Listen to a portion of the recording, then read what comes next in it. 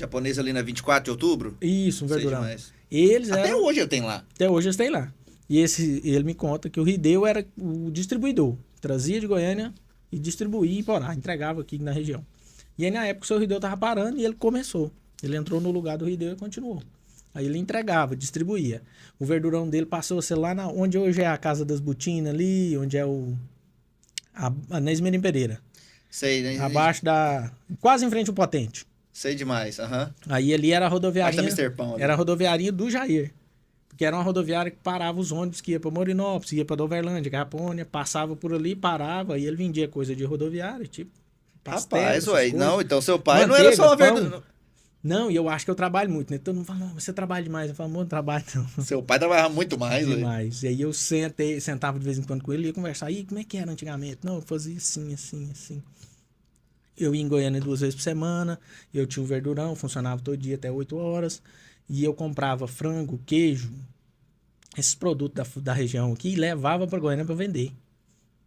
E ele falava assim, o dia que tava muito ruim, o verdurão tava parado, não tava precisando fazer nada, eu pegava 20 galinhas, põe no pau, amarrava nas costas e descia a Ismênio Pereira. Quando eu chegava lá embaixo, eu tava com o dinheiro no bolso.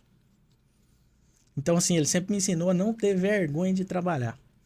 Ele andava, eu comprei, não sei se vocês perceberam lá, você já foi lá, não sei se... Ah, a Tanise já fez um vídeo com ela.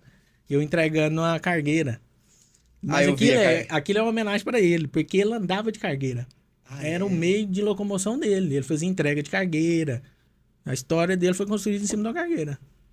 Caraca, ó, você vê o tanto que é legal isso aqui, ó. A gente sentar numa mesa pra conversar, porque eu vi aquele vídeo lá, eu achei engraçado, achei legal e tudo, mas eu não tinha esse aspecto histórico, aspecto familiar de que era uma homenagem pro seu pai. Isso tá lá. Foi por causa dele. Aí ele me contava, o Porá era cheio de buraco, tinha cratera, tinha vezes que ele sofria acidente com a bicicleta, maior dificuldade. Punha batata, cebola, em caixa e fazia entrega, era atacado. Pois é, eu ia falar agora, ele não entrega não é pro cliente, ele entregava... Na churrascaria, mas entregava pros clientes também. Mas entregava na churrascaria da FIA, ele gostava demais da FIA. Uma churrascaria que tinha... Aqui tinha uma churrascaria da FIA? Tinha, foi tipo uma das... Hoje é a Oliveirinha, né? A Mar Livre. Sim, Era a FIA antigamente. Ela foi uma das que começou, né? A churrascaria em Porá, e ele gostava demais. Ele tinha o dizer dele, né? Tinha um amigo nosso, até hoje ele tá aqui, ele voltou para Porá, o Tassi, ele era o cabeleireiro, a FIA era a churrascaria. Aí ele falava assim, a FIA morreu e o Tassi mudou. Acabou o cabeleireiro e acabou a churrascaria. Ele era sistemático, ele era durão, entendeu? Mas é uma pessoa excepcional. Cada vez que eu lembro... E quando ele saiu lá da farmácia lá, o senhor não gritou nem nada, não? Não, ele... Correu atrás? Catou e vazou correndo. Ele não me contou essa parte se alguém correu atrás dele, não. Aí ele só me contou que... Aí ele foi e se tornou feirante, né? Ele começou na feira, não existia feira coberta ainda. Aí ele topou o seu Orlando lá, já feirante, já tinha um verdurão, já trabalhando. Já um tempo depois. Já um tempo depois, ele já tinha uma condição financeira melhor. Aí ele falou, o senhor lembra de mim? Aí ele parou, não. Falou, rapaz, um dia eu fui lá comprar uns remédios, não tinha dinheiro. Minha filha estava doente. Eu roubei os remédios do senhor, eu quero te pagar. Quanto que é? Aí ele pagou o homem. Ele falou, fiquei tudo certinho, não fiz nada de... Só porque no momento ele não tinha condição, né? E ninguém conhecia, ele veio de fazenda, né? Ninguém sabia quem era. Que ele não ia conseguir comprar o remédio. Seu pai era sistemáticozão, então? Demais. Você me contou uma história, Jair, eu quero que você conte aqui pra galera. A história do porquê que o moranguinho do Rei da Verdura tem os braços abertos. Ah, tá. E essa, assim, me faz lembrar ele sempre, né? Eu tenho dificuldade de cruzar os braços. Se eu cruzar o braço, assim ou assim pra trás, eu lembro dele. Porque eu ia fazer feira com ele, moleque. E aí você fica lá na feira e tal, né? Toda hora tem gente, tem movimento. Você fica parado. E o momento, assim, o corpo se sente mais confortável quando você cruza os braços, né? Aí eu cruzava os braços e ficava lá. Ele vinha, menino, descruza o braço. Foi, por quê, pai? Jesus morreu de braço aberto. Nós não podemos fechar os braços pra ninguém, não. Você vai receber cliente de braço cruzado? Abre os braços pra receber os outros. Danava comigo, sabe? E isso marcou eu. Aí hoje eu não dou conta de cruzar. De vez em quando eu ainda cruzo, porque é normal, mas se eu cruzar e eu lembrar, na hora destrava. E aí nós fomos fazer o moranguinho aqui. Aí é difícil definir o que é, né? Morango, se é um coração. morango, se é um coração, A ideia o foi que essa. que é? Quem fez, ele já faleceu, rapaz. E eu vou pecar aqui que eu não lembro o nome dele, mas você deve conhecer ele. Era bom nas artes, fazia as coisas. E eu expliquei a ideia pra ele e tal, e ele, pá, e ele fez. Aí, tipo, é um coração que a gente recebe todo mundo de coração, de verdade. De braços abertos, que lembra dele e tal. E é o morango também, que é uma fruta que... E tem gente que acha que é um tomate também. Então, faz parte de tudo que a gente vende, que a gente é uma história, não é só uma logomarca, sabe? Por isso que eu gosto tanto dela. Você vê que todo lugar eu ponho ela, mas é porque faz parte da minha vida. E você, o que que você acha que é a logomarca do Rei da Verdura? Um morango, vamos fazer uma enquete. Um morango, um tomate, um Um coração. Qual das três opções que você achava que era a logomarca do Rei da Verdura? Cara, que massa, velho. Que massa escutar tudo isso aí de você, ter você aqui falando isso. Seu pai, então, foi um cara assim que... Sua inspiração. Minha inspiração, até hoje eu me inspiro nele. Eu tenho dificuldade de ver um filme, eu vejo Gigante de Aço. Quase sempre eu choro. Choro porque eu lembro dele. Tudo que me remete a ele, sabe? Tudo que dificilmente eu consigo. Hoje eu tô de boa, conseguindo falar. Mas não, você viu aquele dia, né? Conversar e já vou. Porque foi muito. Ele foi meu pai, foi meu amigo, foi. É muito bom. Ele foi excepcional. Como pai, foi perfeito. Como que foi, Jair? Você me falou que ele faleceu de câncer, né? Uhum. Muito triste isso, né, cara? Assim, muito, muito doloroso para a família acompanhar isso, né? Como é que foi como é que chegou essa notícia? O início, quando identificou que ele estava com câncer? Como é que foi isso?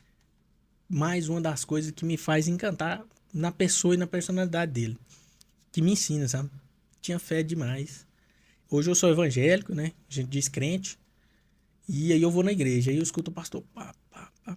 Aí ele, 10 coisas que ele fala, 3, 4, 5 que ele me ensinou. Ele falava que eu tinha que fazer. E ele tinha fé demais, só que ele não ia na igreja, né? Ele não era católico. Ele não era de Ele se religião, dizia não. católico, mas ele não ia na igreja. Ele Uhum. era um cara que ficava em casa, lia a Bíblia e E tal, seguia. mas uma personalidade excepcional. Aí ele, num dia, é uma outra coisa que eu vou falar aqui, que eu achava comercialmente ele excepcional. Ele não sentava. Como a gente fazia feira, era em pé, ele era contra sentar. Ele falou, você não pode sentar, como é que você vai sentar e receber um cliente? Você chega, o cara chega pra te comprar, você tá sentado?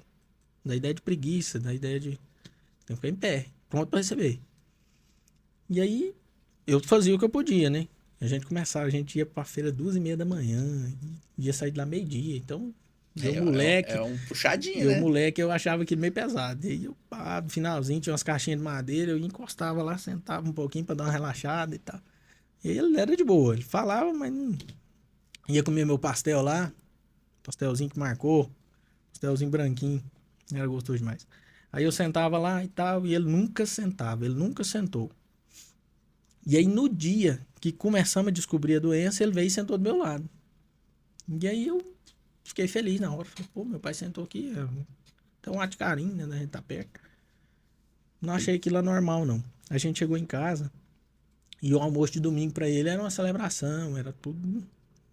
O cardápio era o mesmo todo domingo. Ele falava, é o dia que eu mais trabalho, mas é o dia que eu mais gosto. Eu vejo meus amigos, eu como a comida que eu gosto. E tinha um horário de descansar à tarde. Então ele gostava muito daquele período do domingo. Ele chegou em casa e ele não conseguiu almoçar. Opa, tô subindo o microfone aqui. Fica tranquilo. E aí a gente preocupou, né? Falou, tem alguma coisa errada, vamos levar nosso pai pra Goiânia e ver o que tá acontecendo. E aí a gente, sem informação, levou ele num cardiologista. O cardiologista fez todos os exames perfeito, não tinha nada, e foi para outro, pro gastro, que eu acho que tinha que ser o primeiro, né? Porque comiu. Tinha um câncer no estômago e esse câncer era muito agressivo, muito grande. O médico disse que ele tinha que fazer uma cirurgia dentro de uma semana, ele podia viver uma semana, 2 ou 3 Rapaz, semanas. descobriu já crítico, assim. Quase no tempo final. E aí ele falou assim, ó, tá quase como um bico de uma caneta onde passa a comida. Ele vai morrer de fome. Então, pelo morrer de fome, nós vamos fazer um desvio no estômago, tipo uma redução do estômago, vamos fazer um desvio para ele alimentar, não para ele curar.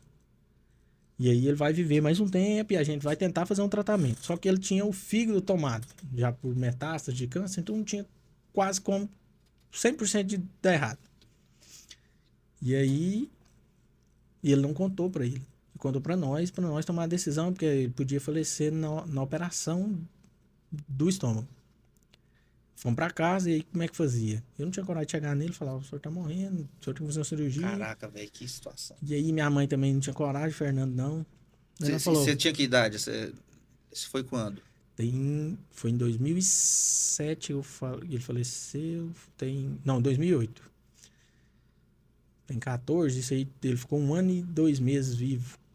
Então deve ter aí uns 16 anos. Hoje eu tenho 36, eu tinha em torno de 20 anos. 19 para 20. E aí eu fiquei... Porque pra mim era Era o stay, meu né? stay, né? O cara que eu admirava demais e tal. E aí aconteceu aquilo, e o que que eu faço agora e tal. E nós pensamos, falamos, vamos levar ele lá em Goiânia, o médico tem que falar, porque nós não tem condição de falar, não. Levamos, o médico contou tudinho. Eu tava do lado dele no dia. Ele não mudou a cara, ele não se assustou. Ele era do tempo antigo, ele não falava nem a doença. Câncer, ele não falava. Ele falava doença ruim porque ele tinha medo de aumentar. Eles falavam, se falar o nome, aumenta. Não vamos falar nesse trem, não. Então era algo que ele tinha medo. E aí no dia ele não esboçou nenhuma... Nada. Normal. Levantou, obrigado, doutor. Ele falou, o senhor, o mais rápido possível. Não, eu vou pensar e te falo. Nós fomos no caminho do elevador. E aí eu não tinha uma voz ativa com ele. Ele era uma pessoa firme. Ele não tinha aquele... Não. Aí eu, papai, né? Que eu não falava, papai, o senhor vai fazer o tratamento? Vou não, Júnior. Eu, ué. Ele falou, não, Deus quis assim. Se Deus quiser, ele me cura, ele tem poder. Se ele não quiser, vai ficar assim. Vamos embora pra casa. Aí você endoidou. Não, eu fortaleci. Você fortaleceu. A força dele era fenômeno. Ele tinha certeza daquilo ali, assim, vamos dizer. Entramos dentro do carro e viemos embora, já passamos em Claudinápolis. Ele gostava demais das coxinhas da tia Joana. Coxinha não, empadinha. Uhum. Ele era apaixonado. Ele já comprou 2 empadinhas, comeu. Parece que aí ele... Não sei se a gente diz opinião, o que que é, né? Ele já definiu, não vou morrer, né? Eu vou viver. E ele comeu, e a gente chegou em casa, e ele já comeu bem. Porque já ele não conseguia comer. Não conseguia, tava obstruída a passagem da comida. E aí o homem passou a comer 2 pão com queijo cedo. À noite eu comprava alguma coisa, um pão com alguma coisa, ele comia, minha mãe fazia a comida que ele gostava e ele foi embora. Então ele não fez o tratamento, aí? Nenhum tratamento. Recebeu a notícia que estava com câncer e foi assim, vivendo normalmente. 3 semanas de vida que o médico deu pra ele. Falou, ele vive 3 dias, 4 dias, 5, 3 semanas no máximo, do jeito que ele tá. E aí nós fomos embora, e ele viveu 1 ano e 2 meses. E nesse período, de 1 ano e 2 meses, meu irmão sofreu um acidente. Porque meu irmão morava em Goiânia, foi pra estudar e tal. Morava lá, e nós aqui. Com a doença do meu pai, ele veio embora para ficar com meu pai. O médico falou, vai embora, fica com seu pai, aproveita, que ele pouco tempo que ele vai ficar lá. Então você aproveita ele. E aí ele voltou. E aí meu pai foi melhorando. Melhorando. Chegou um tempo que nós nem até esquecia que ele estava doente. Ele tomava uma raiz de um pau que chamava de Dal. Ele pôs na água, tomava. Tomava alguns remédios, mas coisa da vida mesmo. E foi melhorando, foi engordando, foi melhorando.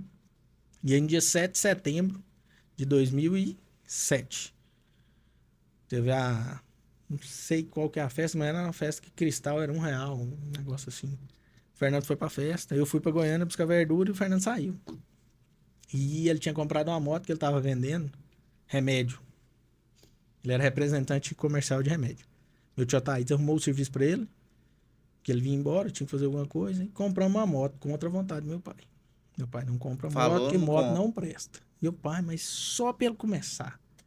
Depois no fim do ano, nós juntos e compramos um carro pra ele. Vocês que sabem.